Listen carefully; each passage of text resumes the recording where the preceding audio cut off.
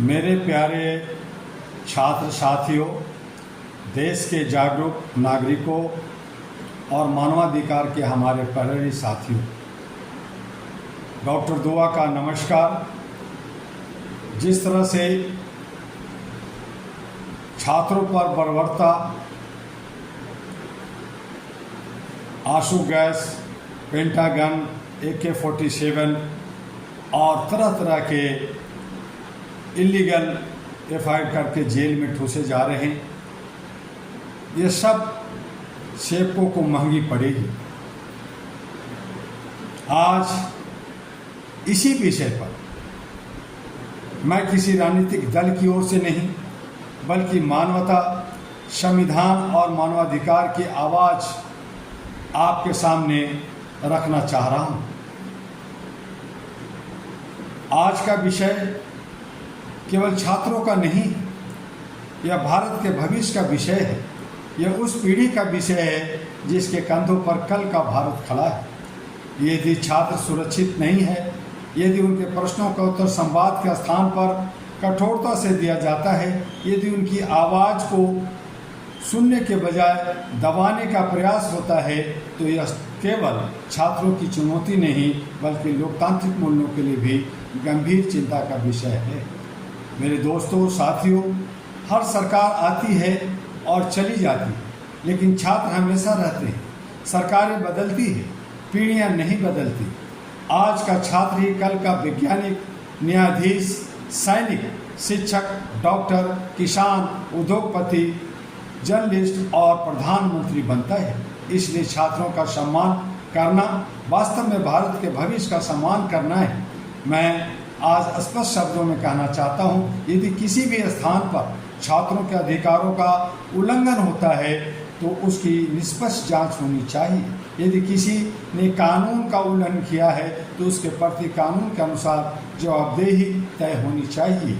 यही लोकतंत्र और संविधान की भावना है। इसीलिए मेरे साथियों, जब संवाद समाप्त होता है तब अविश्वास जन्म लेता है, और जब अविश्वास बढ़ता है तब समाज कमज़ोर होता है। लोकतंत्र की ताकत लाठी में नहीं, संवाद में होती है। लोकतंत्र की शक्ति डर में नहीं, विश्वास में होती है। लोकतंत्र की पहचान दमन नहीं, न्याय है।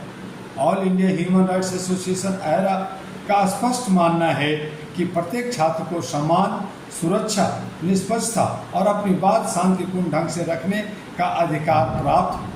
शिक्षा संस्थानों का वातावरण भय का नहीं, विचारों का होना चाहिए। मैं देश के युवाओं से कहना चाहता हूँ, संघर्ष करो लेकिन संविधान के दायरे में रहकर। अपनी आवाज़ उठाओ लेकिन शांति और अनुशासन के साथ। अपने अधिकार मांगो लेकिन अपने कर्तव्यों को भी मत भूलो।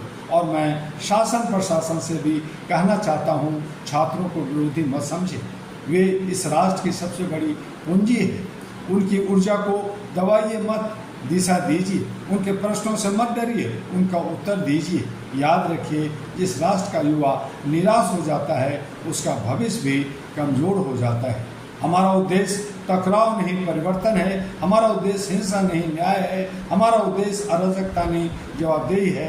मैं देश के प्रत्येक छात्र से कहना चाहता हूँ, अपनी पढ़ाई जारी रखो, अपने अधिकारों के प्रति जागरूक रहो, संविधान पर विश्वास रखो, लोकतांत्रिक और शांतिपूर्ण तरीके से अपनी बात रखो। यही सबसे बड़ी ताकत है। आइए हम मिलकर एक ऐसा भारत बनाएं जहां छात्र प्रश्न पूछने से न डरे, जहां शिक्षक स्वतंत्र होकर शिक्षा दे, जहां शासन जनता की बात सुने, जहां मानवाधिकार केवल किताबों में नहीं, जीवन में दिखाई दे। और अंत में मैं यही कहना चाहूँगा, युवा भारत की आशा है। उनकी आवाज़ को सुनना लोकतंत्र की मजबूती है। संवाद, न्याय और संविधान का सम्मान ही एक सशक्त भारत की पहचान है। आइए हम सब मिलकर संकल्प लें, मानवाधिकार का सम्मान करेंगे, संविधान की मर्यादा बनाए रखेंगे, छात्रों के सम्मान की रक्षा करेंगे और न्यायपूर्ण, शिक्षित तथा मानवीय भारत के निर्माण में अपना योगदान देंगे।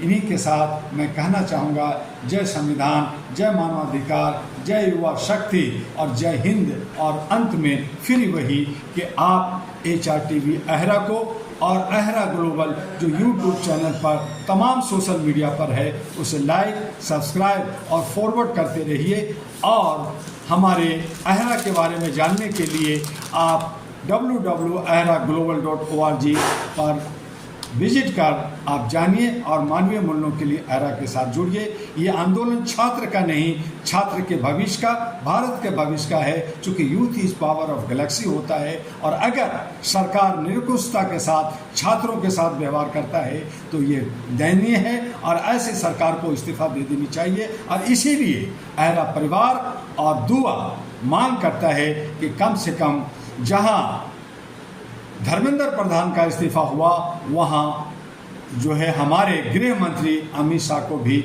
इस्तीफा दे देना चाहिए। नमस्कार, फिर मिलेंगे।